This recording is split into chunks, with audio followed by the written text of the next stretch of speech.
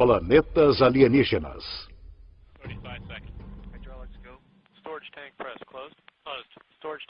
6 de março de 2009. Este foguete Delta II está passando pelos testes finais pré-lançamento.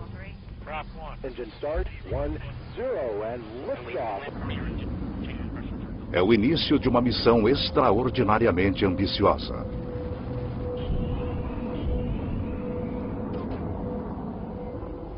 O Observatório Espacial Kepler está procurando por planetas similares à Terra em uma região que abrange 100 mil estrelas.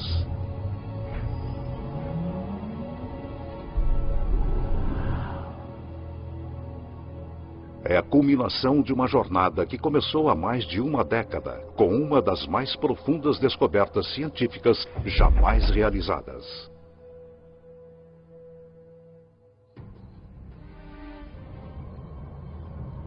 Em 1995, o astrônomo suíço Michel Mayor e sua equipe fizeram uma observação rotineira de estrelas da constelação de Pégaso, localizada a 50 anos-luz de distância.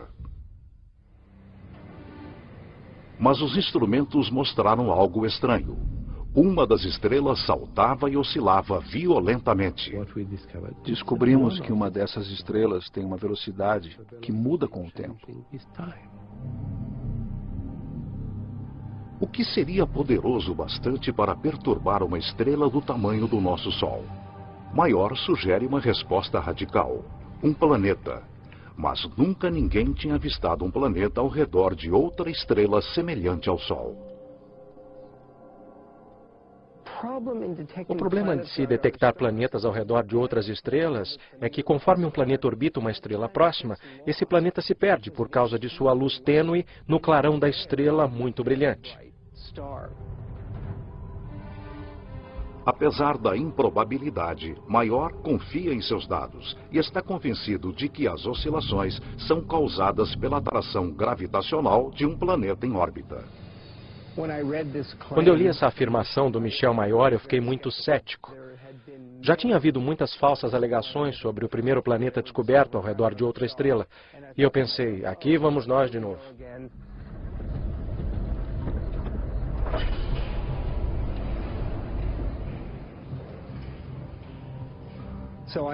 Então eu decidi observar a estrela por 4 noites consecutivas. E, surpreendentemente, ela oscilava exatamente como Michel Mayor havia dito. Michel Mayor e seu colega de equipe Didier Queloz anunciam sua descoberta que agita a comunidade científica. Eles encontraram pela primeira vez evidência reproduzível e confirmável da existência de um planeta ao redor de uma estrela semelhante ao Sol.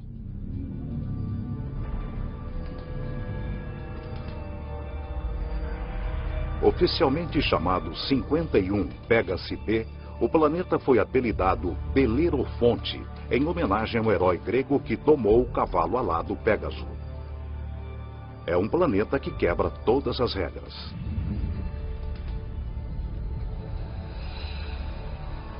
Belerofonte torra na luz escaldante da estrela, a temperaturas de aproximadamente 1000 graus Celsius.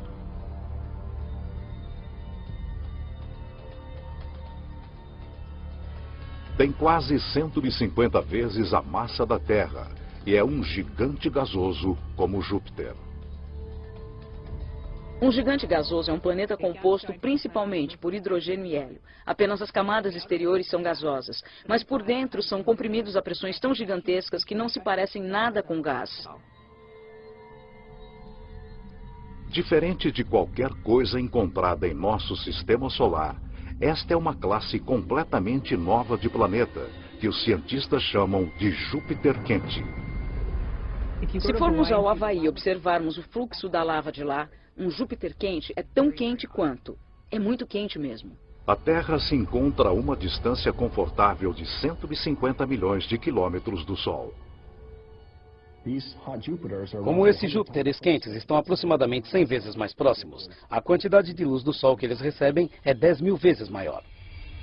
Se isto fosse uma estrela e isto um Júpiter quente, o Júpiter quente estaria a 3 ou 4 diâmetros estelares de distância da estrela. Então seria 1, 2, 3. Um Júpiter quente estaria próximo assim de sua estrela. Júpiteres quentes estão sujeitos à força de maré. Eles ficam virados com a mesma face para a estrela o tempo todo, assim como a Lua em relação à Terra. É permanentemente dia de um lado e permanentemente noite do outro. Se eu estivesse preso num Júpiter quente, eu gostaria de estar do lado de trás e torceria para que parte do calor do lado da frente, virado para a estrela, chegasse até a parte de trás.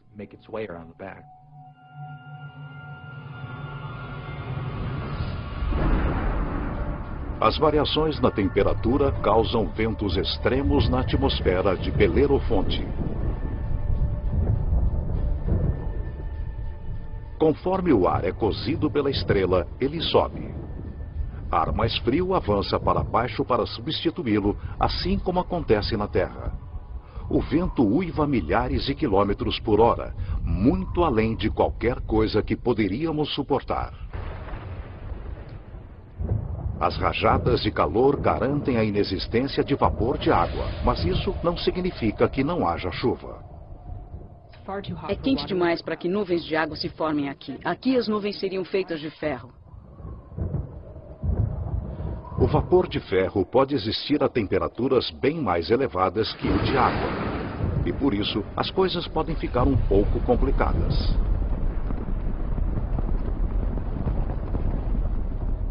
É melhor que seu guarda-chuva seja bem resistente, porque o ferro vai começar a cobri-lo rapidamente, torná-lo extremamente pesado e simplesmente o destruiria.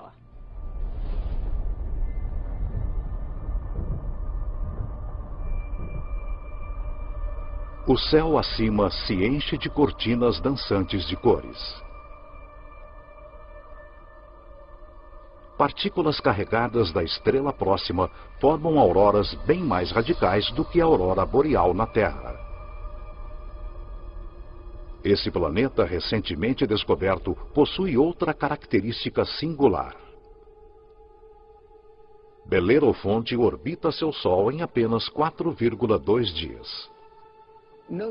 Nenhum planeta que se respeite orbita uma estrela em 4,2 dias. Nenhum dos planetas em nosso sistema solar leva um tempo tão curto. Para os cientistas, a órbita minúscula desafia as noções antigas de como os planetas se formam.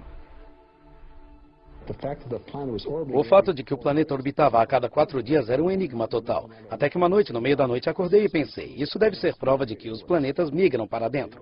Eles não ficam parados onde estão. A chave do enigma encontra-se em como os planetas se formam. Os planetas são um subproduto da formação das estrelas. Quando as estrelas se formam, elas têm um disco de poeira e detritos à sua volta, e desses detritos formam-se os planetas. Muito do que sabemos vem do telescópio espacial Hubble, conforme ele se volta para regiões como a nebulosa da Águia. Essa nuvem interestelar é adornada por discos de poeira e gás que se contraem. Um aglomerado gigante se forma no centro de cada disco. As temperaturas chegam a 10 milhões de graus Celsius. A mesma fusão nuclear que energiza nosso Sol é liberada.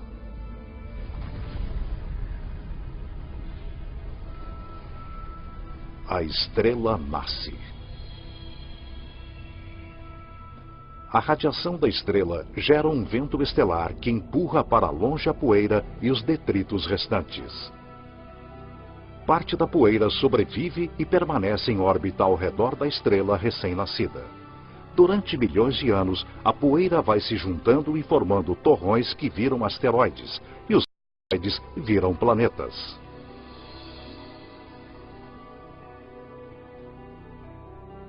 Esses planetas migram através do disco até que encontram uma órbita estável. É por isso que Belerofonte está tão perto de sua estrela-mãe. Mas um planeta recentemente descoberto encontrou sua órbita estável num lugar em que nenhum planeta deveria ir. 2001. O telescópio espacial Hubble está direcionado para uma estrela obscura a uns 150 anos-luz de distância da Terra na constelação de Pégaso. Essa é a mesma região onde Belerofonte foi descoberto 6 anos antes. O Hubble está rastreando outro Júpiter quente descoberto pelo astrônomo Geoff Marcy. Mas esse é diferente de Belerofonte. Provavelmente você já ouviu falar do planeta HD 209458b. É um nome terrível. Um nome terrível para um planeta terrível. O HD 209458b foi apelidado por alguns como Osíris, o deus egípcio dos mortos. Osíris tem mais de 200 vezes a massa da Terra. Ele migrou para perigosamente perto de seu Sol. A apenas 6,5 milhões de quilômetros da superfície solar flamejante, Osíris arde no inferno planetário. A temperatura média diária em Osíris é de mais de 1000 graus Celsius. Esqueçam aquecimento global. Isso é fritura global. E ela faz Osíris perder aproximadamente 500 mil toneladas métricas de ar por segundo. Há um vazamento de gás, um fluxo contínuo de hidrogênio e hélio. E isso está formando uma nuvem grande, enorme ao redor do planeta. Sua atmosfera está vazando para dentro do espaço. Os cientistas especulam que um rastro colossal de gás esteja movendo-se em espiral através do planeta por milhares de quilômetros. Osíris apresenta para os astrônomos uma oportunidade sem precedentes. Usando o Hubble, eles analisam a atmosfera inchada do planeta alienígena. Esta é a primeira vez que podemos determinar a composição da atmosfera de um planeta extrasolar.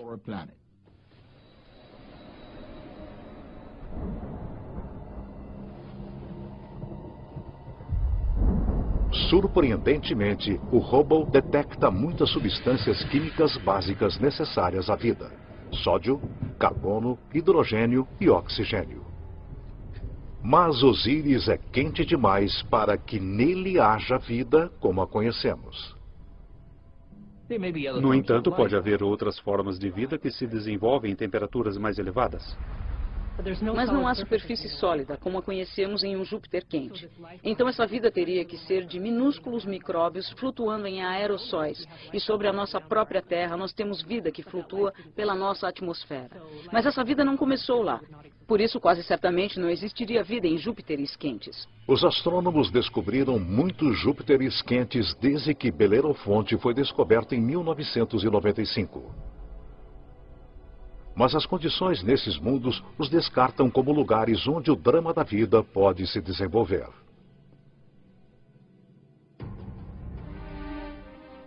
No entanto, um desses gigantes gasosos é um planeta que desafia as regras da evolução.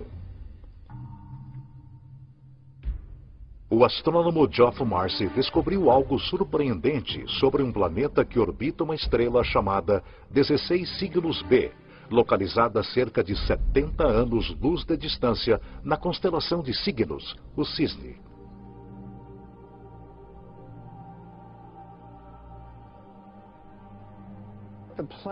O planeta estava claramente em uma órbita alongada, o que o trazia para perto e depois para longe da estrela-mãe. E claro, isso desafiava nossas expectativas baseadas em nosso próprio sistema solar, onde todos os planetas circundam nosso Sol em órbitas quase circulares, como aqueles sulcos em um disco de vinil. Como um gigantesco ioiô no espaço, o gigante gasoso vai para frente e para trás, atravessando seu sistema solar. Seria como se a Terra fizesse uma investida de mais de 40 milhões de quilômetros para mais perto do Sol e depois ultrapassasse Marte em direção a Júpiter todos os anos.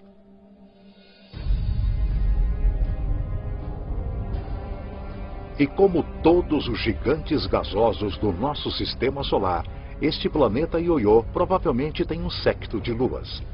Marcy especula que uma dessas luas poderia ser semelhante à Terra. E é aí que começa a história interessante.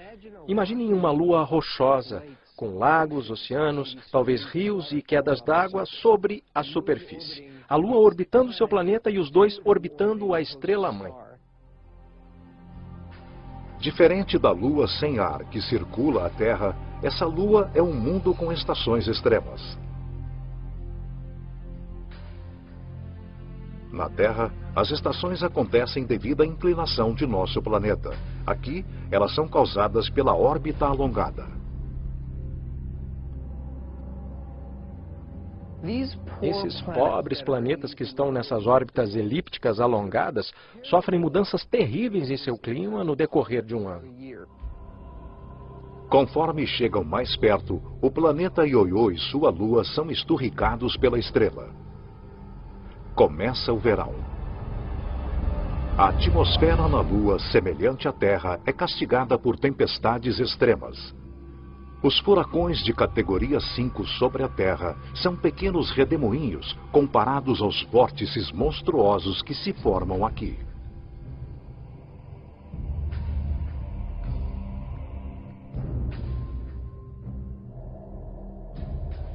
As nuvens ficam mais espessas conforme a água evapora.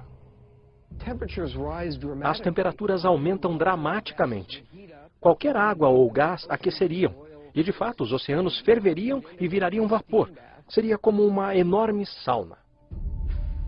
Durante o pico do verão, toda a Lua é sufocada por temperaturas de mais de 400 graus Celsius.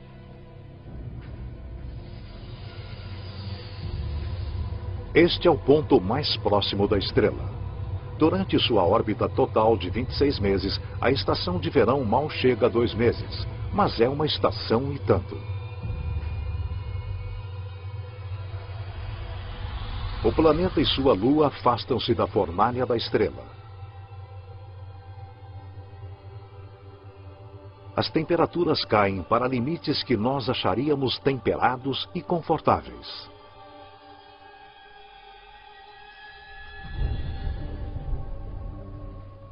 Com a chegada do outono, as chuvas retornam para a lua tostada. As bacias oceânicas secas enchem-se novamente e os mares sobem, formando novas linhas costeiras.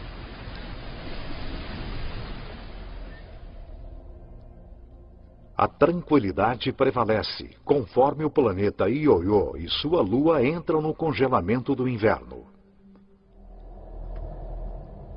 Agora, a mais de 320 milhões de quilômetros da estrela, o céu de dia é escuro. As temperaturas oscilam ao redor de menos 160 graus Celsius. Os oceanos congelam e as calotas polares se expandem por sobre a superfície da Lua, formando um lençol de gelo com muitos quilômetros de espessura que engloba todo o planeta. Os invernos são longos, duram 17 meses. Com a chegada da primavera, o Sol aparece radiante no céu sobre essa lua, conforme o gelo racha e derrete violentamente. Enormes icebergs soltam-se para dentro de um oceano tempestuoso que cresce rapidamente.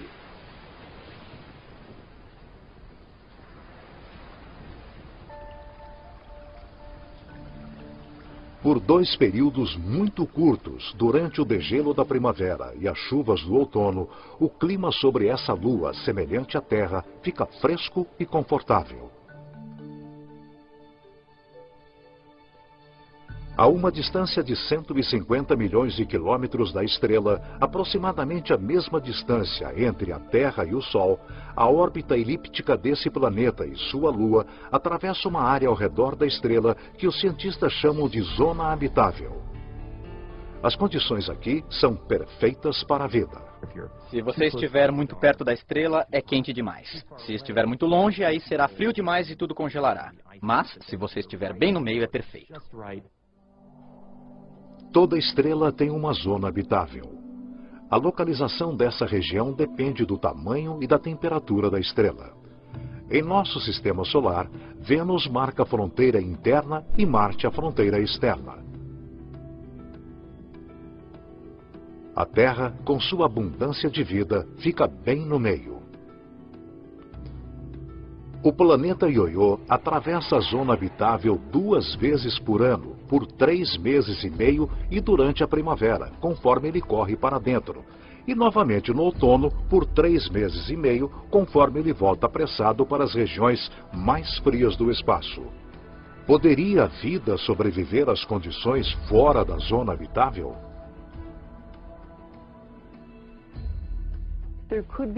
É possível que haja formas de vida inteligentes o suficiente para hibernarem, como fazem os animais da Terra durante a estação de inverno. Se isso parecer fantástico, pensem nas zonas das marés da Terra. Nas zonas das marés, a vida prolifera, é claro, perto da praia. E isso acontece apesar das correntes. A água vem e cobre muitas das formas de vida. Quando a maré baixa, a água retrocede, mas mesmo assim essas espécies sobrevivem perfeitamente bem. O estranho ciclo da órbita do planeta Ioiô cria condições transitórias apropriadas à vida, mas também à morte.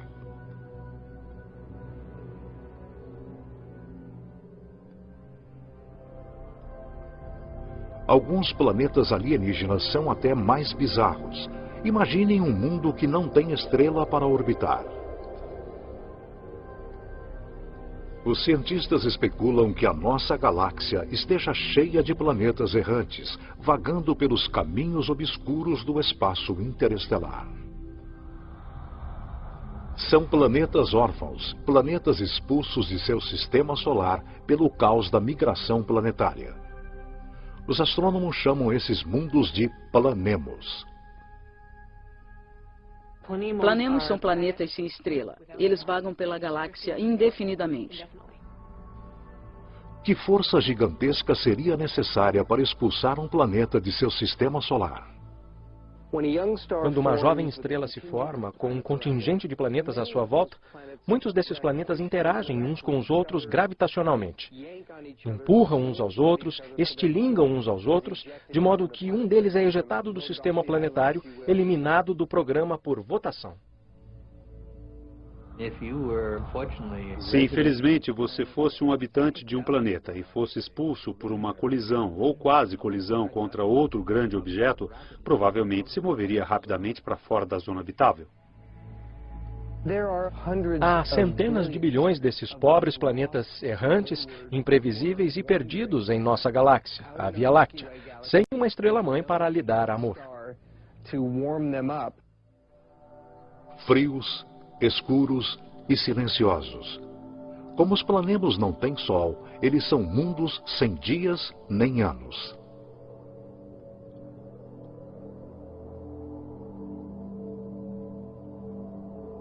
Eles mantêm vigília através de uma noite eterna. São solitários errantes, sentinelas da galáxia. Mas o fato de um planemo estar lá vagando pelo espaço não significa que ele esteja morto. Se o planema for um mundo rochoso, ele pode ter vida. Um pequeno planemo rochoso, sem atmosfera, hibernará sob um frio extremo, bem mais frio que o dia de inverno mais frio do nosso Polo Sul. Mas um planemo grande o suficiente para reter uma atmosfera retém o calor gerado quando o planeta se formou. É o exemplo máximo do efeito estufa. O calor e a energia vêm do núcleo liquefeito bem do centro do planeta solitário. Se o planemo for um gigante gasoso, como Júpiter, ele pode ter um sistema de luas. A atração gravitacional entre o planemo e suas luas cria fricção, fazendo com que o interior dessas luas permaneça quente. Essas luas também podem ter vida, da mesma forma que a lua de Júpiter tem vulcões e muita energia em forma de calor gerada pelas interações com Júpiter e as outras luas. Se alguma coisa vive aqui, são organismos unicelulares, como as bactérias comuns encontradas na Terra e não formas de vida complexas. Sem um Sol para propiciar fotossíntese, esses minúsculos organismos obtêm sua energia da química do solo do planemo ou de sua Lua.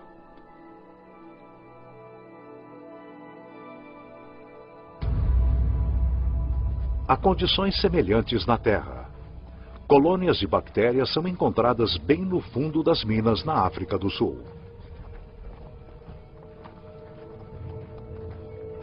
Elas não têm acesso a oxigênio ou à luz e sobrevivem inteiramente das substâncias químicas que produzem a partir da terra que as circunda. Seu metabolismo é extremamente lento e elas se reproduzem apenas uma vez a cada 1000 anos. Se há vida em um planemo sem Sol, essa vida poderia ser organismos como esses, isolados quando seu planeta era jovem. Enquanto os planemos adormecem sem serem perturbados, o mundo vem sendo destruído por mudanças caóticas desde o início dos tempos.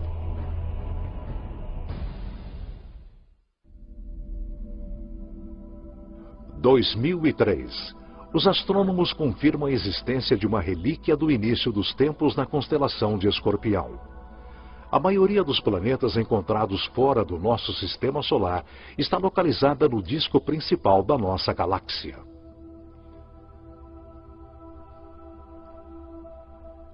Mas este mundo está empoleirado bem acima do halo da Via Láctea, em um agrupamento de quase 10.000 estrelas primordiais.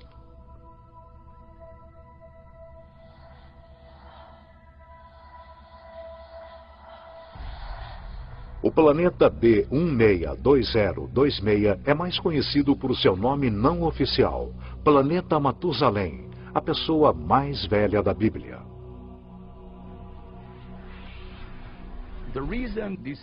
Ele ficou conhecido como Planeta Matusalém, porque aquele agrupamento tem cerca de 12 bilhões de anos. A Terra é uma adolescente planetária comparada ao velho Matusalém. Aproximadamente 8 bilhões de anos antes da Terra se formar, Matusalém já era um jovem gigante gasoso, talvez com tempestades violentas e um séquito de luas.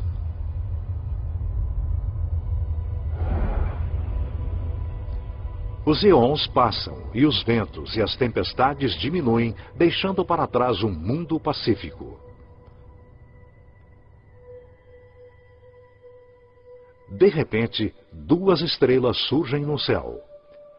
Elas são os centros queimados de estrelas mortas há muito tempo, assombrando o agrupamento. No ambiente muito denso de um agrupamento globular, há muitas colisões estelares e quase colisões, sistemas em que uma estrela é chutada para fora e outra é chutada para dentro. Em uma dança cósmica de gravidade semelhante à migração de planetas, uma das estrelas é expelida e substituída pela estrela-mãe de Matusalém. Matusalém agora é um planeta com 2 sóis. Todos os dias há 2 alvoradas e 2 ocasos. Todas as nuvens e todos os objetos projetam 2 sombras. Com o tempo, a estrela-mãe original começa a se expandir, um sinal de que a estrela está morrendo. Ela incha até se tornar uma estrela gigante vermelha e transbordar para a estrela de nêutrons. A estrela de nêutrons devora a gigante vermelha.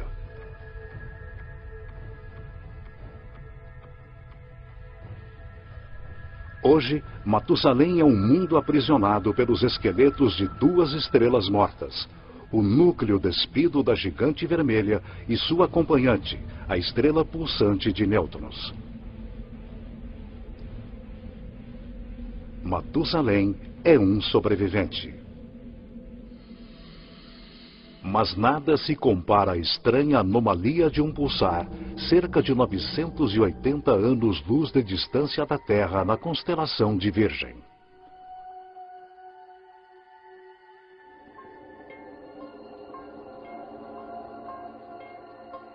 De longe, um pulsar parece uma luz piscando. mas de perto, os pulsares bombardeiam seus arredores com radiação letal. Não há lugar para planetas. No entanto, alguma coisa interfere com a precisão deste pulsar. Uma explicação seria que a anomalia é causada por um planeta. Mas muitos astrônomos não acreditam que existam planetas orbitando pulsares.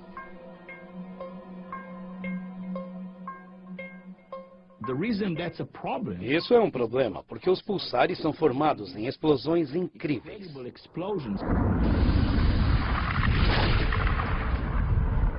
Quando uma estrela gigante vermelha explode, uma bola de fogo titânica conhecida como supernova libera tanta energia em 1 minuto quanto o nosso Sol gera em toda a sua vida. Quando uma estrela vira supernova, a onda de choque é tão imensa que é difícil imaginar que qualquer planeta sobreviva a ela. Quando a poeira cósmica se dissipa, tudo o que resta é o núcleo destruído da gigante vermelha, pulsando no centro de um campo de detritos em expansão.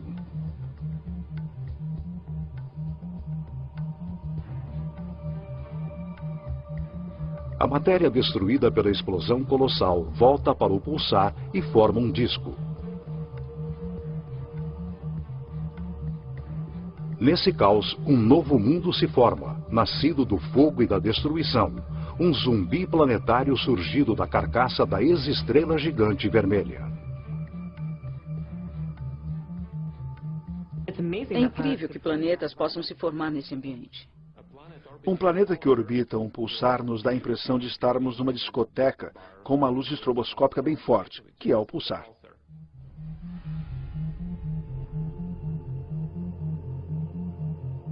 A radiação dessa fera estelar quebra as moléculas orgânicas necessárias à vida.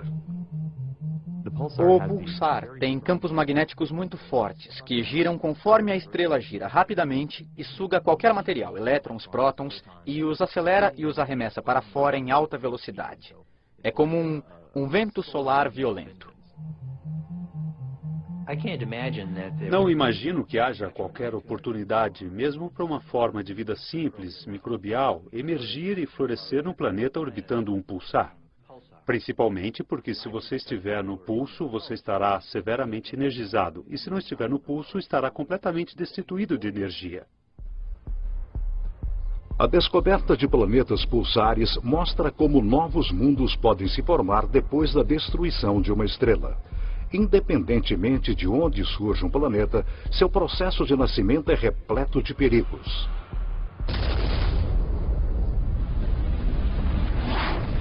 Às vezes, a violência é tanta que o fim do mundo chega antes de seu início. 2007. Astrônomos usando o telescópio gigante Gemini Norte fazem uma estranha descoberta no agrupamento das Pleiades, cerca de 400 anos-luz da Terra. Uma estrela conhecida apenas por seu número de catálogo, HD 23514, é cercada por uma nuvem gigante de poeira e gás com um formato de uma rosca. A estrela no centro dessa formação tem cerca de 100 milhões de anos. Um bebê cósmico em termos astronômicos. O nosso Sol é 45 vezes mais velho. As condições são perfeitas para que se formem planetas. Mas a análise espectral descobre algo estranho. A poeira está completamente pulverizada.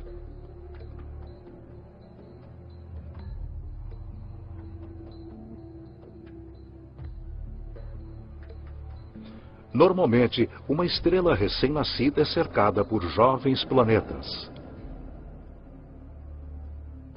Os planetas se formam ao redor da jovem estrela em um disco protoplanetário de gás e poeira.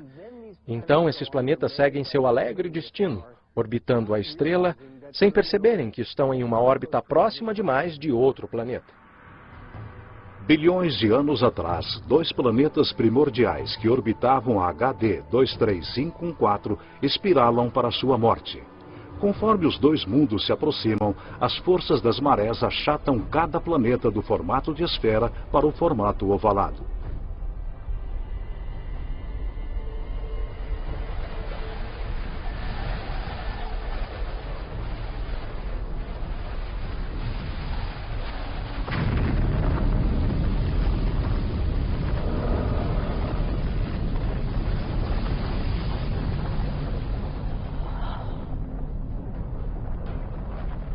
Os dois mundos são aniquilados, criando a poeira e os detritos que vemos ao redor da estrela HD 23514.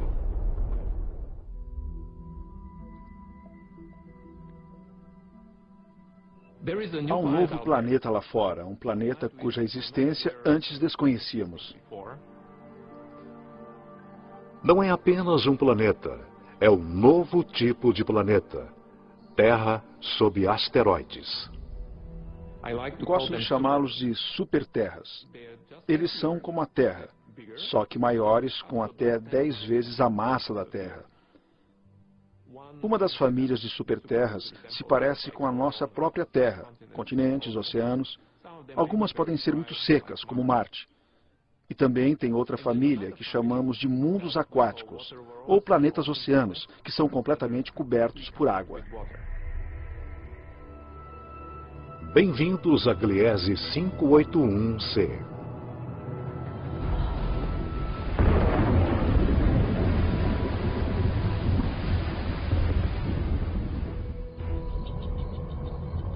Este planeta foi descoberto por Michel Mayor, e ele orbita uma estrela bem pequena junto com 2 outros planetas.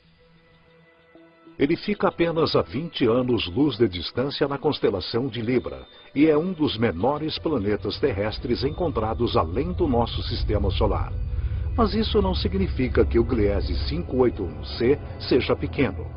Ele é uma superterra com 5 vezes a massa de nosso planeta Terra e é a possibilidade de encontrar água líquida que anima os cientistas.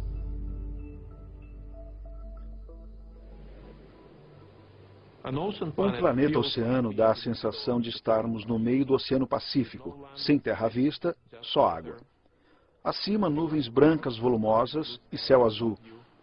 Os ventos sobre o mundo oceano são semelhantes aos da Terra. É um ótimo lugar para se velejar. O clima é absolutamente perfeito. Todos os dias o céu está azul e o sol fica sempre no mesmo lugar. Assim fica fácil fazer a previsão do tempo. Não há terra em lugar algum, nem bem abaixo da superfície.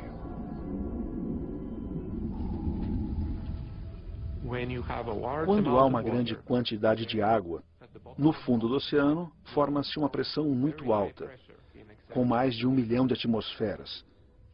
E essa pressão comprime a água líquida, que é o oceano, para um estado que chamamos de gelo 7.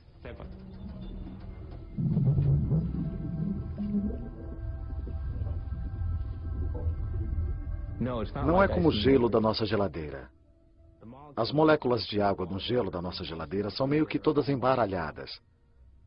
Mas se o gelo se forma sob alta pressão, as moléculas de água ficam ordenadas e podem ficar alinhadas.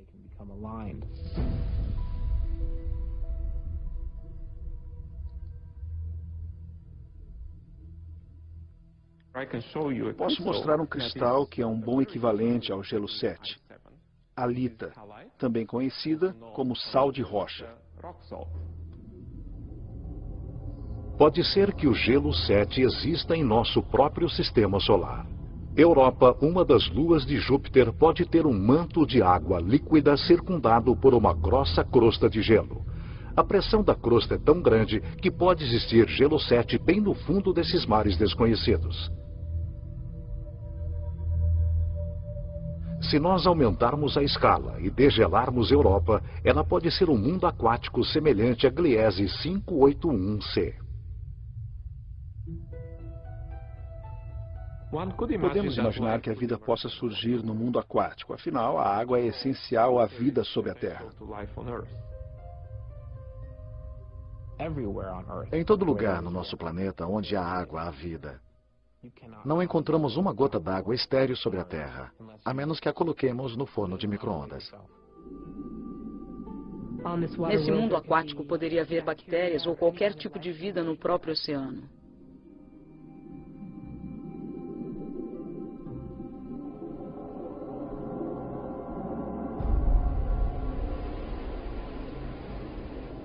Mas nem todas as superterras são mundos aquáticos repletos de vida. Quando falamos de superterras, falamos de duas famílias principais. Em sua maior parte rochosa, com um pouco de água, e em sua maior parte aquática, com um oceano sem fim. Mas temos que adicionar uma terceira família, de provavelmente superterras e planetas similares à Terra, muito raros, chamados planetas carbono. Um planeta carbono é diferente de qualquer coisa que já vimos. É um lugar com uma química estranha, mas repleto de tesouros terrenos.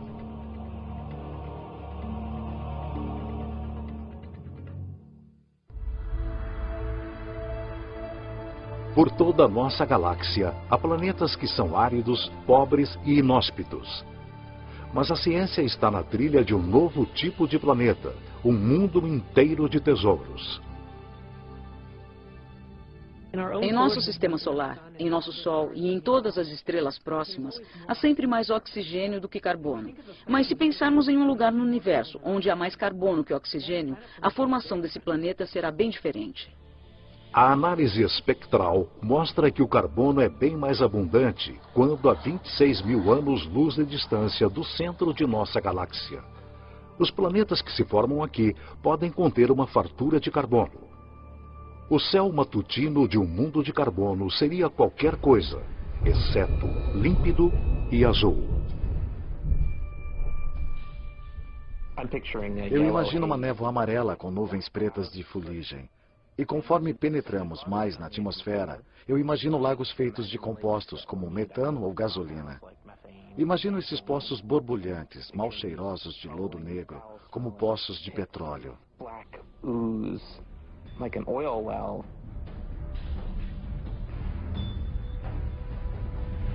Com pouca ou nenhuma água na atmosfera, o ar é formado por compostos de carbono.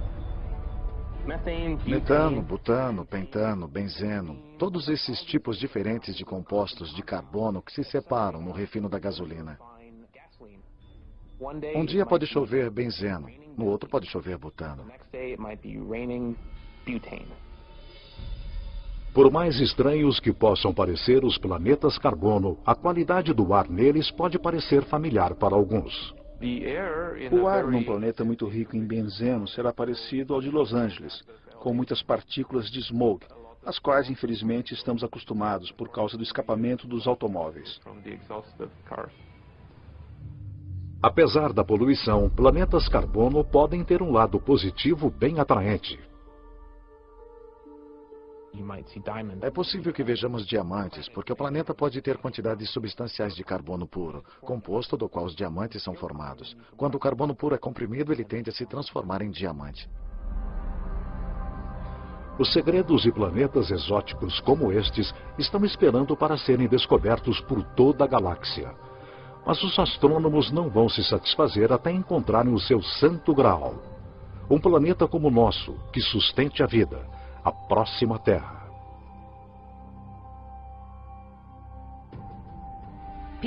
Sempre me perguntam se eu acho que vamos encontrar outro planeta como a Terra. E eu respondo, com certeza.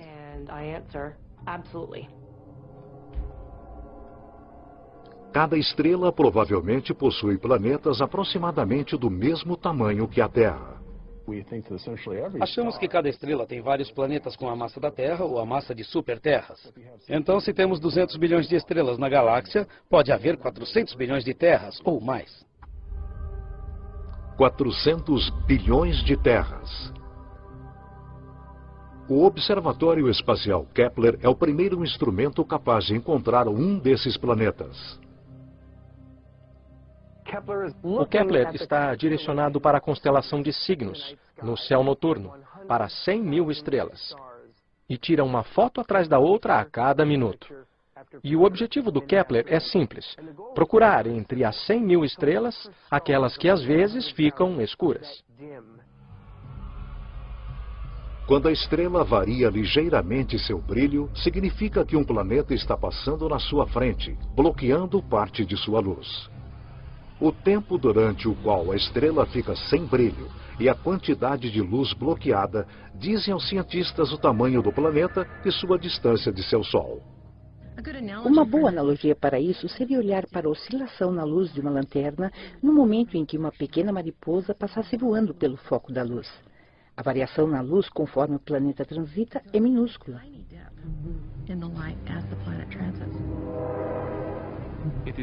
É uma técnica muito poderosa, porque permite descobrir planetas que são até menores do que a Terra ao redor de estrelas semelhantes ao Sol. É uma técnica que está mudando o curso da ciência. Achamos que poderemos encontrar um planeta habitável nos próximos anos. Os cientistas estimam que a missão Kepler encontrará um mínimo de 50 terras alienígenas.